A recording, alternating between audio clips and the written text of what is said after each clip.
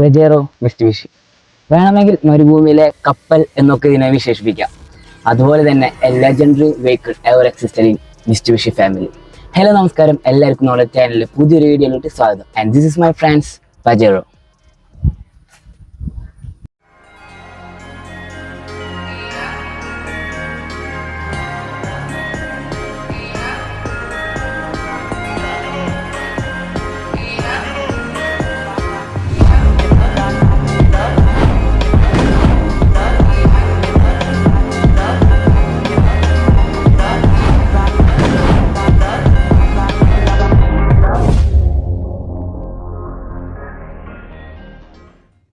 നിങ്ങളോട് ഞാൻ ഇപ്പോൾ ഒരു ചോദ്യം ചോദിക്കുകയാണ്. നിങ്ങളൊരു ഓഫ് റോഡ് വെഹിക്കിൾ എടുക്കുകയാണെങ്കിൽ ഏതായിരിക്കും നിങ്ങൾ ഓപ്റ്റ് ചെയ്യുക? നിങ്ങളുടെ മനസ്സിൽ ഇപ്പോൾ ഒരുപാടധികം വണ്ടികൾ കടന്നു പോയിട്ടുണ്ടാവും. നമ്മുടെ മഹേന്ദ്രയുടെ താറ് മുതൽ അങ്ങ് ദൂരെ ലാൻഡ് ക്രൂസർ വരെ നിങ്ങളുടെ മനസ്സിൽ ഇങ്ങനെ ഓടി കളിക്കുന്നുണ്ടാവും. ഞാൻ ഒരു സെയിം ചോദ്യം 1980s അറബ്സിനോട് ചോദിക്കുകയാണെന്ന് വെച്ചാൽ അവർക്ക് ആകെ രണ്ട് ഉത്തരം ഉണ്ടാവുള്ളൂ. And that is Toyota Land Cruiser and Nissan Patrol. ആ ഒരു രണ്ട് വണ്ടികൾ മാത്രമായിരിക്കും അവർ പറയുള്ളൂ. And these two are and undisputed kings of desert. അജയരായ രണ്ട് വെഹിക്കിൾ, അതും ഡെസേർട്ടിൽ. ആ ഒരു ടൈമിൽ പെജേറോനെ കുറിച്ച് ആരെങ്കിലും ചിന്തിച്ചിട്ടുണ്ടാവും? ഒരു ഡെസേർട്ട് ഡ്രൈവിന് വേണ്ടി പെജേറോ ആരെങ്കിലും ഓപ്റ്റ് ചെയ്തിട്ടുണ്ടാവും? നെവർ, ഒരിക്കലും ഇല്ല എന്ന് തന്നെയാണ് എൻ്റെ മറുപടി. മിസ്റ്റുബിഷി ആ ഒരു ടൈമിൽ സെഡാൻസിൽ കോൺസെൻട്രേറ്റ് ചെയ്തിരിക്കുകയായിരുന്നു. ഓൺലി സെഡാൻസ് ഫോക്കസ് ചെയ്തായിരുന്നു അവരുടെ ഫുൾ നിർമ്മാണവും. ആൻഡ് ആ ഒരു ടൈമിൽ എനിക്ക് തോന്നുന്നു നമ്മുടെ ജീപ്പിൻ്റെ ലൈസൻസ് ഒക്കെ എടുത്തിട്ട് ജീപ്സിൻ്റെ മോഡൽസ് ഒക്കെ ഉണ്ടാക്കുന്നുണ്ടായിരുന്നു. ബട്ട് ഒരു പ്രോപ്പർ ഓഫ് റോഡർ ഈ മിസ്റ്റുബിഷിക്ക് ഇല്ല. എന്താണെന്ന് വെച്ചാൽ നമ്മുടെ ടൊയോട്ടയ്ക്ക് ലാൻഡ് ക്രൂസർ ഉണ്ട്, നിസാന് പെട്രോൾ ഉണ്ട്.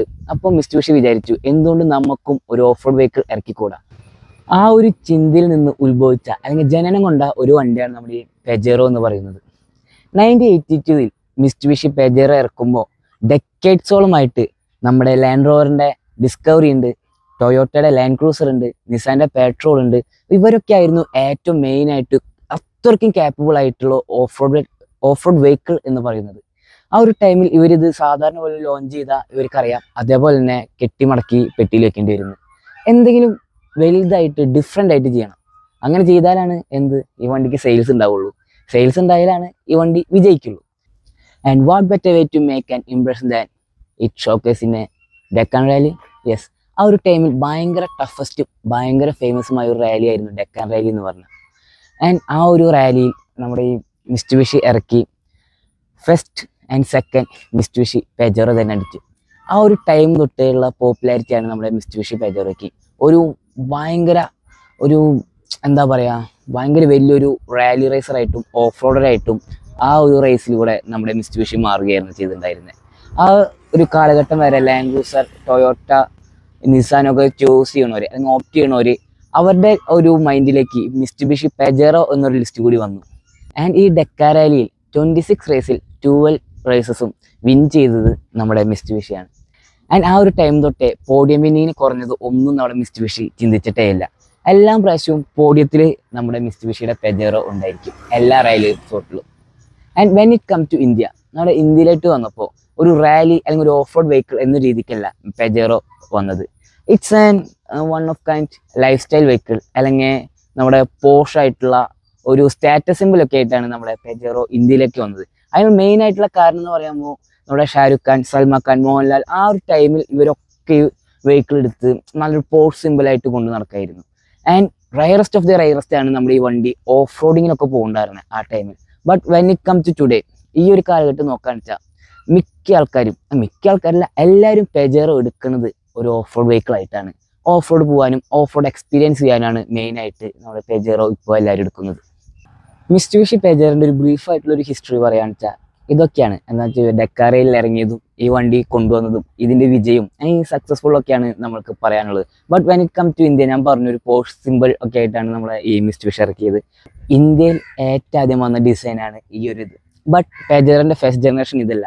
ഇതിന് മുന്നേ പെജേറോ ഒരു ജനറേഷൻ ഇറക്കിയിട്ടുണ്ട്. അതാണ് ഇതിൻ്റെ ആക്ച്വൽ ഫസ്റ്റ് ജനറേഷൻ. 1982 ഇറക്കിയ ഒരു ജനറേഷൻ എന്ന് പറഞ്ഞാൽ അതായിരുന്നു. നമ്മൾ ഈ ഫ്രണ്ട് പ്രൊഫൈൽ നോക്കുമ്പോൾ ഇതിൽ ഒരു ക്ലാസിക് അല്ലെങ്കിൽ ഒരു നമ്മുടെ റെട്രോ മോഡൽ ഡിസൈനാണ് വന്നേക്കുന്നത്. ബട്ട് റെട്രോ എന്ന് പറയാൻ വെച്ചാലും പണ്ടത്തെ ജനറേഷനും നമ്മുടെ ജനറേഷനും ഒരേപോലെ ഇഷ്ടപ്പെടുന്ന ഒരു ഡിസൈനാണ് നമ്മുടെ ഈ പെജേറോയ്ക്ക് കൊണ്ടുവന്നത്. ഈ പെജേറോയുടെ ഹെഡ്ലൈറ്റ് തന്നെ നോക്കാൻ കാണാം ഇപ്പോഴത്തെ ഒറ്റ വണ്ടിക്കും ഇത്ര വലിയൊരു ഹെഡ്ലൈറ്റ് ഇല്ല.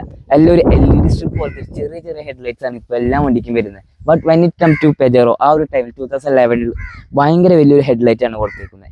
ആൻഡ് ദ ഗ്രിൽ ഭയങ്കര ഐക്കോണിക് ആയിട്ടുള്ള നല്ലൊരു എന്താ പറയുക നല്ല വൃത്തിയുള്ള ഒരു ഗ്രില്ല് എന്ന് തന്നെ പറയാം.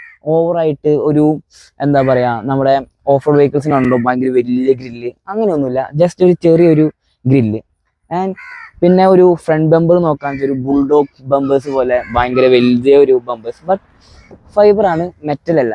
നമുക്ക് അറിയാം മെറ്റൽ ബമ്പേഴ്സ് മറ്റേ റോഡ് സേഫ്റ്റി കാരണം നമുക്ക് വെക്കാൻ പാടില്ല, അതൊരു ഫൈബർ ബമ്പേഴ്സാണ്. ആൻഡ് നമ്മളിപ്പോൾ ഒരു ഫോർച്യൂണറായിട്ട് കമ്പയർ ചെയ്യാന്ന് വെച്ചാൽ ഇത്തിരി കൂടി ഹൈറ്റ് ഉണ്ട് വണ്ടിക്ക്, എന്ന് വെച്ചാൽ ഗ്രൗണ്ട് ക്ലിയറൻസ് അത്യാവശ്യം നല്ല രീതിക്കുള്ള വണ്ടിയാണ്.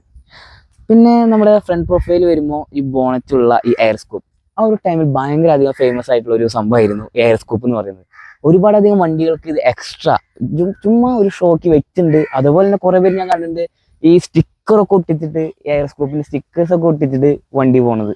ആൻഡ് ഇതൊരു ഭയങ്കര ഐക്കോണിക് ആയിട്ടുള്ള ഒരു സാധനമായിരുന്നു. അതും പ്രത്യേകിച്ച് പെജേറോ.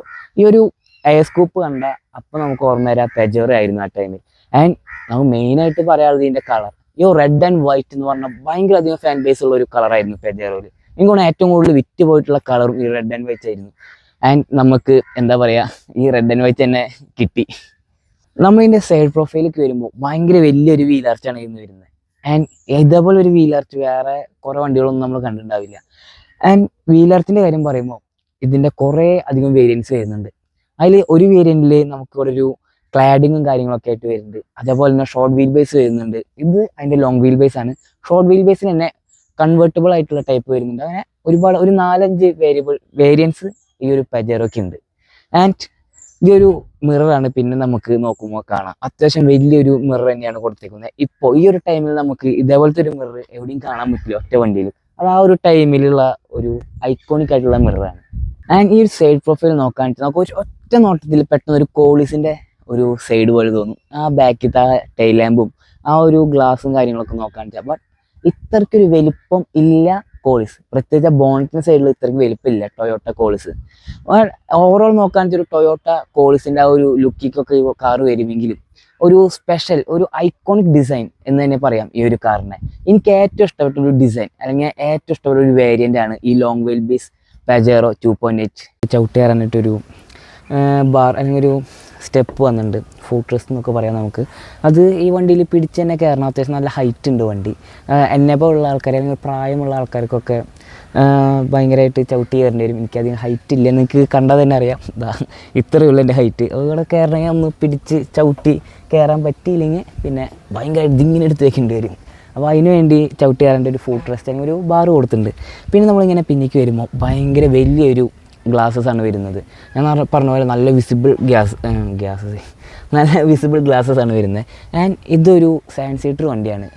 ബട്ട് 7 സീറ്റർ എന്ന് പേര് മാത്രമേ ഉള്ളൂ. ശരിക്കും ബാക്കിലത്തെ ഈ ഒരു റോയിൽ ആൾക്കാർക്ക് ഇരിക്കാൻ പറ്റില്ല, ഭയങ്കര സ്പേസ് കുറവാണ്. ലെഗ് സ്പേസ് ഒക്കെ ഭയങ്കര കുറവെന്ന് പറഞ്ഞാൽ ഭയങ്കര കുറവാണ്. എനിക്കെന്നൊക്കെ പറയാന്ന് വെച്ചാൽ ഇരിക്കാം, ഓക്കെ ആയിട്ട് ഇരിക്കാം, എന്നാൽ ഭയങ്കര വിശാലമായിട്ടുള്ള സ്പേസ് കാര്യങ്ങളൊന്നുമില്ല. അതുകൊണ്ട് തന്നെ ഞാൻ തോന്നുന്നു ഇതിൻ്റെ ഓണർ ഈ ബാക്കിലത്തെ സീറ്റ് ഊരി കളഞ്ഞേക്കാണ്. ആൻഡ് നമ്മളിവിടെ വരുമ്പോൾ ഒരു സ്ലൈഡിങ് വിൻഡോയാണ് ബാക്കിൽ കൊടുത്തിരിക്കുന്നത്. നമ്മുടെ കോളിസിലൊക്കെ നോക്കാന്ന് വെച്ചാൽ ഇങ്ങനെ ടിൽറ്റിംഗ് വിൻഡോ ആയിരിക്കും, ജസ്റ്റ് ഒന്ന് ടിൽറ്റ് ചെയ്ത് അതിൻ്റെ ഉള്ളിൽ കയറി കയറുന്ന പോലത്തെ ഒരു വിൻഡോസ് ആയിരിക്കും. ഇതിൽ സ്ലൈഡിങ് വിൻഡോ ആണ് കൊടുത്തിരിക്കുന്നത്. ആൻഡ് നമ്മളിവിടെ വരുമ്പോൾ ഇൻ്റർകൂളർ ടർബോ 2.8, അത് 2800 എന്നാണ് എഴുതിക്കുന്നത്. അതായത് പ്രത്യേകിച്ച് ഒന്നുമില്ല, 2.8 ലിറ്റർ എൻജിൻ വിത്ത് ടർബോ ചാർജറാണ്. അതിൻ്റെ ഒപ്പം ഇൻ്റർകൂളറും വരുന്നുണ്ട്. നമുക്ക് ഇതിൻ്റെ എൻജിൻ ബേ പിന്നെ നമുക്ക് ഓപ്പൺ ചെയ്ത് കാണാം. നമ്മൾ ബാക്ക് പ്രൊഫൈലിലേക്ക് വരാന്ന് വെച്ചാൽ അത്യാവശ്യം വലിയൊരു റിയർ ഗ്ലാസ് ആണ് വരുന്നത്. ആൻഡ് ഈ റിയർ ഗ്ലാസ് ഡിഫോഗേഴ്സ് ഉണ്ട്, വൈപ്പേഴ്സ് ഉണ്ട്. ആ ഒരു ടൈമിൽ വൈപ്പേഴ്സ് എന്ന് പറഞ്ഞാൽ അത്യാവശ്യം നല്ലൊരു മിഡ് റേഞ്ച് അല്ലെങ്കിൽ അതിൻ്റെ മേലേക്കുള്ള വേരിയൻസിനൊക്കെയാണ് നമ്മൾ ഈ വൈപ്പേഴ്സ് കാണുള്ളൂ.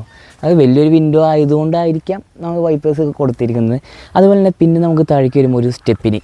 ഈ ഒരു സ്റ്റെപ്പിനി എന്ന് പറയുമ്പോൾ പണ്ട് ആ ഒരു ടൈമിൽ 2011 ആ ഒരു ടൈമിൽ മിക്ക off road vehicles and jeep അങ്ങനത്തെ വെഹിക്കിൾസിനൊക്കെ സ്റ്റെപ്പിനി ഇതിങ്ങനെയായിരുന്നു വെച്ചിട്ടുണ്ടായിരുന്നത്. And it was an iconic design. എനിക്കും ഏറ്റവും മോസ്റ്റ് ഫേവറേറ്റ് ആയിട്ടുള്ള ഒരു ഡിസൈനാണ്. ആ ഒരു കാര്യമാണ് ഇങ്ങനെ സ്റ്റെപ്പിന് വെച്ച് ഒരു 4x4 വെഹിക്കിൾ ഇങ്ങനെ സ്റ്റെപ്പിന് വെച്ച് പോകുന്നത്. ഭയങ്കര ഗ്രിപ്പി ആയിട്ടുള്ള ടയേഴ്സൊക്കെ വെക്കുമ്പോൾ അതിൻ്റെ ഒരു ലുക്ക് എന്ന് പറഞ്ഞാൽ ആ ഒരു കാറിൻ്റെ ലുക്ക് തന്നെ മാറും. ആൻഡ് കുറേ പേര് ഈ പെജറിൽ ഇവിടെ ഒരു ലാഡറൊക്കെ വെക്കാറുണ്ട്. ഈ വണ്ടിക്ക് അതില്ല, ഞാൻ ജസ്റ്റ് പറഞ്ഞോളൂ. കോമൺ ആയിട്ട് മിക്ക വണ്ടിയിലും കണ്ടുവരുന്നതാണ് ഇവിടെ ഒരു ലാഡർ. പിന്നെ ഒരു സൈഡിലേക്ക് വരുമ്പോൾ സൂപ്പർ സെലക്ട് 4x4 എന്ന് എഴുതിയിട്ടുണ്ട്. ഈ സൂപ്പർ സെലക്ട് 4x4 എന്ന് പറയുന്ന ഈ ഒരു വേരിയൻറ്റ് ഈ സൂപ്പർ സെലക്ട് എൻജിൻ അല്ലെങ്കിൽ സൂപ്പർ സെലക്ട് വേരിയൻസ് ആണ് ഏറ്റവും കൂടുതൽ ഫാൻ ബേസ് ഉള്ള പെജറോയുടെ വേരിയൻസ് എന്ന് പറയും, അല്ലെങ്കിൽ കാസ് എന്ന് പറയുമ്പോൾ സൂപ്പർ സെലക്റ്റിന് മാത്രമായിട്ട് സ്പെഷ്യൽ ഫാൻ ബേസ് ഉണ്ട്. പിന്നെ അടിയിലേക്ക് വരുമ്പോൾ നമുക്ക് നമ്പർ പ്ലേറ്റ് കാണാം, അതുപോലെ തന്നെ ഇവിടെ ഒരു മിസ്റ്റുബിഷി ബാഡ്ജിങ് കാണാം. And when it come to tail light, അത്യാവശ്യം നല്ല റെട്രോ ആയിട്ടുള്ള ഒരു ടെയിൽ ലാമ്പാണ് കൊടുത്തേക്കുന്നത്, വിത്ത് ഒരു സിൽവർ ക്ലാഡിങ് കാര്യങ്ങളൊക്കെ കൊടുത്തിട്ടുണ്ട്. പിന്നെ അടിക്ക് വരുമ്പോൾ റിയർ ബമ്പേഴ്സിൽ നമുക്ക് ചവിട്ടി കയറാൻ പറ്റുന്ന പോലെ ടോപ്പിൽ ഗ്രിപ്പും കാര്യങ്ങളും കൊടുത്തിട്ടുണ്ട്. അതുപോലെ തന്നെ ഇവിടെയും നമുക്കൊരു സ്റ്റോപ്പ് ലൈറ്റ്, ഒരു റിവേഴ്സ് ലൈറ്റും സാധനങ്ങളൊക്കെ കൊടുത്തിട്ടുണ്ട്.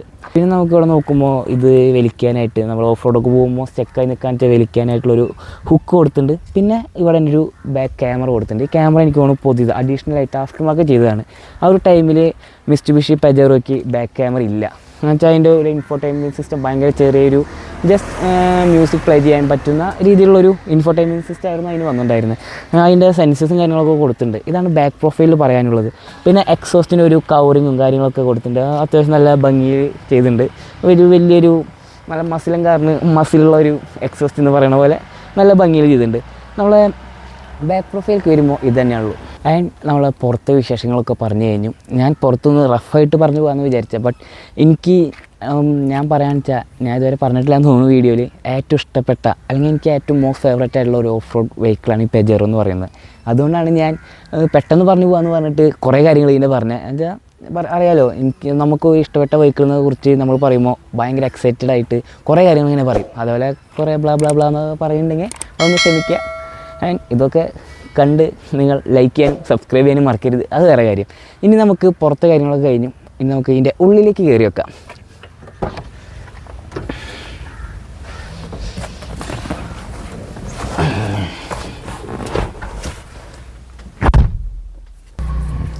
നമ്മൾ ഇൻറ്റീരിയറിലേക്ക് വരുമ്പോൾ അത്യാവശ്യം നല്ല ഭംഗിയുള്ള ഒരു സ്റ്റിയറിംഗ് വീലാണ് വരുന്നത്. 1 2 3 4 സ്പോക്ക് സ്റ്റിയറിംഗ് വീലാണ് വരുന്നത്. എനിക്ക് ലാൻസറും ഈ സെയിം 4 സ്പോക്ക് സ്റ്റിയറിംഗ് ആണ് വരുന്നത്. അതുപോലെ തന്നെ ആ ഒരു ടൈമിൽ അത്യാവശ്യം ലക്ഷറി വണ്ടീസിലൊക്കെ 4 സ്പോക്ക് തന്നെയായിരുന്നു വരുന്നുണ്ടായിരുന്നത്. ഇപ്പോൾ നമ്മൾ നോക്കാൻ വെച്ചാൽ 3 സ്പോക്സ് ആണ് മിക്ക വണ്ടികളിലും വരുന്നത്. പിന്നെ ഈ മീറ്റേഴ്സ് വരുമ്പോൾ ഇവിടെ ടാക്കോമീറ്റർ ഉണ്ട്, സ്പീഡോമീറ്റർ ഉണ്ട്. ആൻഡ് നടുവിലൊരു സ്പെഷ്യലായിട്ടുള്ളൊരു സാധനമുണ്ട്, അത് ഫ്യൂവൽ ഗേജും പിന്നെ ഓയിലിൻ്റെ ഇതാണ്, ഹീറ്റാണ്. പിന്നെ അതിൻ്റെ അടിയിൽ നമുക്കൊരു സാധനം കാണാം, അത് നമ്മുടെ ഈ സൂപ്പർ സെലക്റ്റിൻ്റെ ഒരു പ്രത്യേകതയാണ്. നമുക്ക് ഏത് ടയേഴ്സിനാണ് പവേഴ്സ് പോകുന്നത്, അത് 4 വീലിലാണല്ലോ ഡ്രൈവ്, 4x4 ആണ്. അപ്പോൾ ഏതൊക്കെ വീൽസിനാണ് പവേഴ്സ് പോകുന്നത് എന്ന് കാണിക്കാനായിട്ടുള്ള ഡിജിറ്റലായിട്ടുള്ളൊരു മീറ്ററാണ് ഇവിടെ കൊടുത്തിരിക്കുന്നത്. പിന്നെ അത്യാവശ്യം നല്ല വിസിബിളായിട്ടുള്ള മീറ്റേഴ്സാണ് രണ്ടും, വലിയ രണ്ടും ഉണ്ടാകും. ഇതേപോലത്തെ മീറ്റേഴ്സൊന്നും ഇപ്പം ഇല്ല, ഇപ്പം എല്ലാം വരുന്നത് ഡിജിറ്റലാണ്. മറ്റേ ഡിജിറ്റൽ ഇൻഫോർടൈൻമെൻറ്റ് സിസ്റ്റം എന്നൊക്കെ പറഞ്ഞ പോലെ 12 ഇഞ്ച് 20 ഇഞ്ച് എന്നൊക്കെ പറഞ്ഞ് ഈ അറ്റം തൊട്ട് അറ്റം വരെ ഫുള്ള് ഡിജിറ്റലായിട്ടുള്ള മീറ്റേഴ്സാണ് വരുന്നത്. എൻ്റെ പേഴ്സണൽ ഫേവറേറ്റ് ആയിട്ടുള്ളതെന്ന് പറഞ്ഞാൽ ഡിജിറ്റൽ മീറ്ററില്ലാതെ ഇങ്ങനത്തെ അനലോഗ് മീറ്റേഴ്സാണ് എനിക്ക് ഭയങ്കരമായിട്ടുള്ള ഫേവർ. ആ അനലോഗ് മീറ്റേഴ്സിൻ്റെ ഒരു ഭംഗി, ആ റെട്രോ ലുക്ക് എന്ന് പറഞ്ഞാൽ അത് വേറെ തന്നെയാണ്. ആൻഡ് നമ്മളിവിടെ വരാന്ന് വെച്ചാൽ സാധാ കാസിൻ്റെ പോലെ ഇവിടെ ഇൻഡിക്കേറ്റർ, വൈപ്പ്, ഡിമ്മ് ബ്രൈറ്റ്, പിന്നെ മറ്റേ വാഷ് ചെയ്യണ ഇത്, അങ്ങനെ സാധാരണ കാറിൽ വരുന്ന പോലെ തന്നെയാണ് വരുന്നത്. പിന്നെ ഈ ഒരു കാറിൽ ആ ഒരു ടൈമിൽ അന്ധകാലത്ത് 2011 എയർ ബാഗ്സ് വന്നിട്ടുണ്ടായിരുന്നു. ആ ഒരെണ്ണം നമ്മുടെ സ്റ്റിയറിംഗ് ആയിരിക്കുമല്ലോ, സ്റ്റിയറിംഗ് വന്നിട്ടുണ്ട്. പിന്നെ അവിടെ ഒരു ഡാഷിൽ ഒരു എയർ ബാഗ് വന്നിട്ടുണ്ട്. പിന്നെ ഈ ഒരു സൈഡിലേക്ക് വരുമ്പോൾ ഈ ഒരു 3 മീറ്റർ ആ ഒരു ടൈമിൽ ഭയങ്കര ഫേമസ് ആയിട്ടുള്ള, അങ്ങനെ ഭയങ്കര ഫാൻ ബേസും ഭയങ്കര പ്രശസ്തമായൊരു മീറ്റേഴ്സ് ആയിരുന്നു ഈ 3 എണ്ണം. അതിൽ നമുക്ക് ഓൾട്ടിമീറ്റർ വരുന്നുണ്ട്, ഇൻക്ലീനോമീറ്റർ വരുന്നുണ്ട്, തെർമോമീറ്റർ വരുന്നുണ്ട്. ഈ തെർമോമീറ്റർ എന്ന് പറഞ്ഞാൽ ഉള്ളിലത്തെ ഹീറ്റല്ല, പുറത്തത്തെ ഹീറ്റാണ് വണ്ടിയുടെ കാണിക്കുന്നത്. ഇതൊക്കെ ഒരു ഓഫ് റോഡ് വെഹിക്കിളിന് ആ ഒരു ടൈമിൽ ഒറ്റ വണ്ടിക്കെന്ന് പറയുന്നില്ല, അധികം വണ്ടികൾക്കൊന്നും ഉണ്ടായിരുന്നില്ല എന്ന് നമുക്ക് കണ്ടുപിടിക്കാം. പിന്നെ ഈ AC വെൻസും കാര്യങ്ങളൊക്കെ നല്ലൊരു റെട്രോ രീതിയിൽ തന്നെയാണ്, ഒരു വുഡി ഫിനിഷ് കൊടുത്തിട്ട് തന്നെയാണ് ചെയ്തിരിക്കുന്നത്. പിന്നെ അടിയിലേക്ക് വരാന്ന് വെച്ചാൽ നമ്മുടെ ഈ മാരുതിയിലൊക്കെ കാണുന്ന പോലെ, ഓൾട്ടോ സുസുക്കി, മാരുതി എന്നല്ല സുസുക്കിയിലൊക്കെ കാണുന്ന പോലെ ഉള്ള AC കൺട്രോൾസാണ് ഇവിടെ വരുന്നത്. ആൻഡ് അടിയിലേക്ക് വരുമ്പോൾ ഒരു ഇൻഫോർടൈൻമെൻറ്റ് സിസ്റ്റം ചെയ്തിട്ടുണ്ട്. ഇത് ആഫ്റ്റർ മാർക്കറ്റ് ചെയ്തതാണ്. ഞാൻ പറഞ്ഞില്ല നേരത്തെ, ഒരു ചെറിയൊരു ഇൻഫോർടൈൻമെൻറ്റ് സിസ്റ്റമാണ് ഇതിൽ വന്നിട്ടുണ്ടായിരുന്നു, മ്യൂസിക് പ്ലെയർ എന്നൊക്കെ പറയാൻ വേണമെങ്കിൽ. ആൻഡ് ഇവിടെ നോക്കാന്ന് വെച്ചാൽ വേറെ ഒരു ഐക്കോണിക് ഗിയേഴ്സാണ് വരുന്നത്, 2 ഗിയേഴ്സ് വരുന്നുണ്ട്. അപ്പോൾ നിങ്ങൾക്കറിയാലോ ഓഫ് റോഡാണ്, അപ്പോൾ ഒരു ചെറിയ ലിവറും ഒരു വലിയ ലിവറും. നമ്മൾ ഇതിന് മുന്നേ മഹേന്ദ്രയുടെ ഒരു ക്ലാസിക് 500Di ചെയ്തിട്ടുണ്ട്, അതിൽ ഇതേപോലത്തെ ഒരു ചെറിയ ലിവർ 2 എണ്ണം വരുന്നുണ്ട്. ലോക്ക് ഒരെണ്ണം സെപ്പറേറ്റ്, ഹൈക്ക് ഒരെണ്ണം separate. But when it come to Pajero അല്ലെങ്കിൽ ഇപ്പോഴത്തെ മോഡൽസിന് ഇങ്ങനെ 2 ഗിയേഴ്സേ വരുന്നുള്ളൂ. ഇത് നമ്മൾ നോർമൽ ഗിയർ ഷിഫ്റ്റ് ചെയ്യാനായിട്ടുള്ളൂ, ഇത് നമ്മുടെ വീൽസിൻ്റെ പവർ സെലക്ട് ചെയ്യാനായിട്ടുള്ളൂ. ഇവിടെ നമ്മൾ നോക്കുമ്പോൾ മിറർ അഡ്ജസ്റ്റ് ചെയ്യാനുള്ള ഒരു സാധനം കാണാം. ആ ഒരു ടൈമിൽ മിറർ അഡ്ജസ്റ്റിങ്, ഇങ്ങനെ ഇലക്ട്രോണിക് മിറർ അഡ്ജസ്റ്റിംഗ് ഒക്കെ ഭയങ്കര റെയറായിരുന്നു. ഭയങ്കര ലക്ഷറിയസ് ആയിട്ടുള്ള വണ്ടികളായിരുന്നു കാണുന്നുണ്ടായിരുന്നത്. പിന്നെ അടിയിലേക്ക് പോകുമ്പോൾ ഇവിടെ ഒരു സ്വിച്ച് ഉണ്ട്, അതെന്താണെന്ന് എനിക്ക് കറക്റ്റായിട്ട് അറിയില്ല. പിന്നെ അടിയിലേക്ക് പോകുമ്പോൾ നമ്മുടെ ബോണറ്റ് ഓപ്പൺ ചെയ്യാനുള്ള ഒരു എന്താ പറയുക ലിവറാണ് കാണുന്നത്. പിന്നെ ഇവിടെ ലൈറ്റിൻ്റെ ഒരു സ്വിച്ച് വരുന്നുണ്ട്. ആൻഡ് ഇതൊക്കെയാണ് നമ്മുടെ സ്റ്റിയറിങ്ങിൻ്റെ അവിടുത്തെ കാര്യങ്ങളെന്ന് പറയുമ്പോൾ. പിന്നെ നമ്മൾ സൈഡിൽ വരുമ്പോൾ അത്യാവശ്യം നല്ലൊരു ചെറിയ കുഞ്ഞൻ ഹാൻഡ് ബ്രേക്ക്, ഇത്ര വലിയ വണ്ടിക്ക് ഒരു കുഞ്ഞൻ ഹാൻഡ് ബ്രേക്ക് എന്നൊക്കെ പറയുന്ന ഒരു ഹാൻഡ് ബ്രേക്ക് വരുന്നുണ്ട്. പിന്നെ ഒരു ആംറെസ്റ്റ് വരുന്നുണ്ട്. ആംറെസ്റ്റിൻ്റെ ഉള്ളിൽ സ്റ്റോറേജ് സ്പേസും കാര്യങ്ങളൊക്കെ ഉണ്ട്. ഇങ്ങനെയൊക്കെയാണെന്ന് വെച്ചാൽ ചെറിയ സ്റ്റോറേജ് കിട്ടും. പിന്നെ ഇങ്ങനെയൊക്കെയാണെന്ന് വെച്ചാൽ വലിയൊരു സ്റ്റോറേജ് സ്പേസ് തന്നെ കിട്ടും നമുക്ക് ഇതിൻ്റെ ഉള്ളിൽ. ആൻഡ് ഇവിടെ ഒരു സ്വിച്ചും കാര്യങ്ങളൊക്കെ വരുന്നുണ്ട്. പിന്നെ അത് തന്നെയാണ് ഇവിടുത്തെ കാര്യങ്ങൾ വിശേഷങ്ങളെന്ന് പറയാനുള്ളൂ. പിന്നെ ഞാൻ ഒരു കാര്യം പറയാൻ വിട്ടുപോയി. അതെന്താണെന്ന് വെച്ചാൽ ഞാൻ ഇങ്ങനെ ഇരുന്നപ്പോൾ ഈ ഒരു ഹസാർഡിൻ്റെ സ്വിച്ച് കണ്ടില്ല. ഇങ്ങനെ ഒരു സംഭവം കൂടി ഇവിടെ ഉണ്ട്. പിന്നെ ഞാൻ നേരത്തെ പറഞ്ഞു 2 എയർ ബാഗ്സാണ് വരുന്നത്. അതിൽ ഒരെണ്ണം വരുന്നത് ഇതുമാണ് ഒരെണ്ണം വരുന്നത്. ഈ ഡാഷിൽ ഒരു എയർ ബാഗും ഈ സ്റ്റിയറിങ്ങും ഒരു എയർ ബാഗും, അങ്ങനെ 2 എയർ ബാഗ്സാണ് വരുന്നത്. പിന്നെ ഇവിടെ നമുക്കൊരു ഗ്ലോ ബോക്സ് വരുന്നുണ്ട്. ഈ ലോക്കാണ്. ഇവിടെ അത്യാവശ്യം നല്ല സ്പേഷ്യസ് ആയിട്ടുള്ളൊരു ഗ്ലോ ബോക്സാണ് വരുന്നത്. പിന്നെ നമ്മൾ നോക്കുമ്പോൾ ഡോർ സൈഡിൽ നോക്കുമ്പോൾ 4 വിൻഡോസും കൺട്രോൾ ചെയ്യാനുള്ള 4 സ്വിച്ചസ്, പിന്നെ ചൈൽഡ് ലോക്ക് വരുന്നുണ്ട്. പിന്നെ ഒരു ഡോർ ഹാൻഡിൽ, പിന്നെ വരുന്നത് ഒരു ചെറിയൊരു സ്പേസാണ്. നമുക്ക് ബോട്ടിലൊന്നും വെക്കാൻ പറ്റില്ല, അത്രയും ചെറിയൊരു സ്പേസും പിന്നെ ഒരു സ്പീക്കറും കാര്യങ്ങളൊക്കെയാണ് ഈ ഡോർ പാഡിൽ വരുന്നത്. പിന്നെ ഇവിടെ പിടിച്ചിരിക്കാനുള്ള സാധനം ആ സൈഡിലും ബാക്കിലൊക്കെ കൊടുത്തിട്ടുണ്ട്. അത് നമുക്ക് ബാക്കിൽ പോകുമ്പോൾ അതിൻ്റെ വിശേഷങ്ങൾ പറയാം. നമ്മൾ ബാക്ക് സൈഡിലേക്ക് വരുമ്പോൾ അത്യാവശ്യം നല്ല ലെഗ് സ്പേസും കാര്യങ്ങളൊക്കെ തരുന്നുണ്ട്. പിന്നെ ഞാൻ വേറൊരു കാര്യം പറയാൻ മറന്നു. നമ്മൾ ഈ പെജറോയിൽ മാത്രം കണ്ടുവരുന്ന ഒരു സീറ്റ്സാണ്, സീറ്റിൻ്റെ ഹെഡ് റെസ്റ്റാണ് ഈ നടുവിൽ തോളിയുള്ള ഒരു ഹെഡ് റെസ്റ്റ്. എനിക്ക് തോന്നുന്നു വേറെ ഒറ്റ വണ്ടിയിൽ ഞാൻ കണ്ടിട്ടില്ല. ഒരു ഉഴുന്നുവടയൊക്കെ ഉണ്ടാക്കുന്ന ആളാണെന്ന് തോന്നുന്നു ഈ സാധനം ഡിസൈൻ ചെയ്ത് നടുവിൽ തോളൊക്കെ ഇട്ടിട്ട്. ഞാൻ ഇങ്ങനത്തെ കണ്ടിട്ടില്ല കേട്ടോ, അതുകൊണ്ടാണ് ഞാൻ പറഞ്ഞത് പെജറോയിൽ മാത്രമാണ് ഞാൻ ഇങ്ങനത്തെ സാധനം കണ്ടിരിക്കുന്നത്. പിന്നെ ഇതിൽ വേറൊരു സ്പെഷ്യാലിറ്റി ഉണ്ട്. നമ്മൾ സാധാരണ ബാക്കിൽ റിയർ സീറ്റിൽ എവിടെയാണ് ഈ ഹാൻഡ് റെസ്റ്റ് അല്ലെങ്കിൽ ആം റെസ്റ്റ് കാണാം, സെൻറ്ററിൽ നിന്ന് ഇങ്ങനെ വലിച്ചിടണം. ബട്ട് ഇവിടെ എന്ന് പറയുമ്പോൾ ഈ സൈഡിലാണ് നമുക്ക് ഇത് വന്നിരിക്കുന്നത്. അതുപോലെ തന്നെ ഇപ്പുറത്തുണ്ട് ഒരെണ്ണം, കണ്ടില്ലേ? നമുക്ക് ഇതിങ്ങനെ ഇരുന്ന് പോവാം. നമ്മൾ സാധാരണ ഇതിങ്ങനെ ഇരുന്നാണ് പോവുക. അത് മാറ്റി നമ്മൾ റൈറ്റ് സൈഡിലേക്ക് കൊണ്ടുവന്നിട്ടുണ്ട്. അതുപോലെ തന്നെ ഇവിടെ ഒരു കപ്പ് ഹോൾഡറും കാര്യങ്ങളും വെച്ചിട്ടുണ്ട്. അതൊക്കെയാണ് നമ്മുടെ ബാക്കിലത്തെ വിശേഷം എന്ന് പറയുമ്പോൾ. പിന്നെ ഇതിനൊരു ബാക്കിലൊരു സീറ്റ് കൂടി ഉണ്ട്. അത് ഞാൻ പറഞ്ഞു ഓണർ ഇതിൻ്റെ ഊരി വെച്ചേക്കാണ്. ബാക്കിൽ ഇത്ര സ്പേസ് ഒന്നുമില്ല, ഭയങ്കര നമ്മൾ അതിങ്ങനെ ഇരിക്കേണ്ടി വരും ബാക്കിൽ. അത്രയ്ക്കും സ്പേസ് കുറവായിരുന്നു ബാക്കിൽ. അതുകൊണ്ടായിരുന്നു ഇതിൻ്റെ ഓണർ ഇത് ഊരി വെച്ച്. അതുപോലെ തന്നെ ഊരിപ്പോൾ അത്യാവശ്യം നല്ല ഒരു 4000 ലിറ്റർ എന്നൊക്കെ പറയണ പോലെ അത്രയ്ക്കധികം 400 ലിറ്റർ എന്നൊക്കെ പറയണ പോലെ അത്യാവശ്യം നല്ല സ്പേഷ്യസായി ബാക്കിൽ ബൂട്ട് സ്പേസ് എന്ന് പറയുമ്പോൾ. ഇതൊക്കെയാണ് നമ്മുടെ റിയറിലുള്ള വിശേഷം. പിന്നെ വേറൊരു കാര്യം ഞാൻ പറയാൻ മറന്നുപോയി. ഇതിവിടെ ഈ ഒരു ഇത് കണ്ടില്ലേ, അത് ഞാൻ കാണിച്ചു തരാം, അപ്പോൾ നിങ്ങൾക്ക് മനസ്സിലാവും. ഞാൻ പറഞ്ഞല്ലോ ഹൈറ്റിൻ്റെ ഇത്. നമ്മളിങ്ങനെ കയറുമ്പോൾ ഇതിങ്ങനെ ഞാൻ പറഞ്ഞു എനിക്ക് ഇത്തിരി ഹൈറ്റ് കുറവാണ്, ഞാൻ ഇതിങ്ങനെ കയറേണ്ടി വരും. അതിൻ്റെ പകരം ഇങ്ങനെ പിടിച്ച് കയറാനായിട്ടുള്ളൊരു സാധനമായിരുന്നു ഇത്. ഇതിങ്ങനെ നമ്മൾ നല്ല സുഖമായിട്ട് പിടിച്ച് കയറാം. കണ്ടില്ലേ? ഈ ഒരു സാധനം എന്നൊക്കെ പറയാന്ന് വെച്ചാൽ ആ ഒരു ടൈമിൽ ഈ വണ്ടിക്ക് മാത്രമേ ഞാൻ കണ്ടിട്ടുള്ളൂ. ഈ വണ്ടിക്കല്ല, ഇങ്ങനെ നല്ല ഹൈറ്റ് കൂടിയ വണ്ടികളിൽ ഈ ഒരു സാധനം കാണാം. ഇപ്പോൾ ഇങ്ങനെ സാധനമൊന്നുമില്ല. നമ്മൾ ഇതിങ്ങനെ സീറ്റുമേൽ പിടിച്ച് കയറണം. ആൻഡ് ഇതിവിടെ വരുമ്പോൾ റിയർ AC കൺട്രോൾ. ഇവിടെ AC കൺട്രോൾ നല്ല vintage retro old school type AC controls വരുന്നുണ്ട്. ഇതിൻ്റെ AC സാധാരണ നമ്മൾ കാണാൻ റിയർ AC വരുന്നത് ഈ ഒരു ഭാഗത്തായിരിക്കും. ബട്ട് ഇതിൻ്റെ വരുന്നത് ഈ ടോപ്പ് സൈഡിലാണ്. ഇവിടെയാണ് ACയുടെ വെൻസും കാര്യങ്ങളൊക്കെ വരുന്നത്. അതുകൊണ്ട് തന്നെ പെട്ടെന്ന് നമുക്ക് കൂളിംഗ് ഫീൽ ചെയ്യും. അവിടെ നിന്ന് വരുന്നയാളും പെട്ടെന്നായിരിക്കും ഇവിടെ നമ്മുടെ മേത്തേക്ക് AC അല്ലെങ്കിൽ കാറ്റ് തെറിച്ച് വരിക. ആൻഡ് ഇവിടെ ഒന്നും വേറെ AC ഇതിൻ്റെ ഇതൊന്നുമില്ല. സെയിം രീതിയിൽ തന്നെ ബാക്കിലും ഈ സൈഡിലാണ് നമ്മുടെ ACയുടെ വെൻസ് കൊടുത്തിരിക്കുന്നത്. നമ്മൾ ബാക്ക് സൈഡിലേക്ക് വരുമ്പോൾ ഞാൻ പറഞ്ഞു ഇതിൻ്റെ ഓണർ ബാക്കിലത്തെ സീറ്റ് ഊരി വെച്ചേക്കാണ്. എന്ന് വെച്ചാൽ ഞാൻ പറയാം ഈ ഒരു ഭാഗത്തു നിന്നായിരിക്കും സീറ്റ് സ്റ്റാർട്ട് ചെയ്യുക. ഇവിടെ നിന്ന് നിങ്ങൾക്ക് കണ്ടാൽ അറിയാം ആ അറ്റത്തേക്ക് പ്രത്യേകിച്ച് സ്പേസ് ഒന്നുമില്ല. അപ്പോൾ ആൾ ഇവിടെ നിന്ന് സീറ്റ് ഊരി കളഞ്ഞു. ആൻഡ് ഇവിടെ വലിയൊരു സബ് വൂഫർ വെച്ചിട്ടുണ്ട്. ഇത് ബാക്ക് സൈഡ് എന്ന് പറയാനായിട്ട് പ്രത്യേകിച്ച് ഒന്നുമില്ല. വലിയൊരു നമുക്ക് എന്താ പറയുക ഒരു ബൂട്ട് സ്പേസ് കിട്ടും എന്നല്ലാതെ വേറെ പ്രത്യേകിച്ച് ഒരിതില്ല ബാക്ക്. അതിനാണ് ഉപകാരം എന്ന് പറയാൻ വെച്ചാൽ ബൂട്ട് സ്പേസ് കുറേ കിട്ടും. ബാക്കിൽ സീറ്റ് വെച്ചിട്ട് പ്രത്യേകിച്ച് ഉപകാരമില്ല. ഇത് സീറ്റ് കളഞ്ഞുകൊണ്ട് അത്യാവശ്യം നല്ല സ്പേഷ്യസാണ് ബാക്ക്. ആൻഡ് നമുക്ക് ഇനി ഇതാണ് പുറത്തത്തെ വിശേഷം എന്നൊക്കെ പറയാന്ന് വെച്ചാൽ പുറത്തത്തെയും ഇൻറ്റീരിയർ വിശേഷം. ഇനി നമുക്ക് ഡ്രൈവ് ചെയ്തിട്ട് സംസാരിക്കാം. നമ്മൾ ഈ ഡ്രൈവിംഗ് എക്സ്പീരിയൻസ് എന്ന് പറയുമ്പോൾ അത്യാവശ്യം നല്ല ഒരു വൈബാണ് ഇത് ഓടിക്കാൻ. നല്ല ഹൈറ്റിലിരുന്ന് ഓടിക്കാം. നല്ല വിസിബിൾ ആയിട്ടുള്ള ഗ്ലാസ്സാണ്. നമ്മൾ ഇതിന് മുന്നേ ഈ ഇത്ര ഒരു SUV അല്ല ഒരു കോമ്പാക്ട് SUV ഓടിച്ചതെന്ന് പറയുമ്പോൾ ഈ കിയ സെൽഡോസ് ആണ്. അതിലിരുന്ന് ഞാൻ പറയുന്നുണ്ടായിരുന്നു എനിക്കിപ്പോൾ ഒരു കാറ് തരാണെങ്കിൽ ഏത് എടുക്കാനായിട്ട് ഓപ്റ്റ് ചെയ്യാന്ന് വെച്ചാൽ ഏത് കാർ എടുക്കും എന്ന് ചോദിക്കാൻ ഞാൻ ഒരു SUV ആയിരിക്കും ചൂസ് ചെയ്യുള്ളൂ.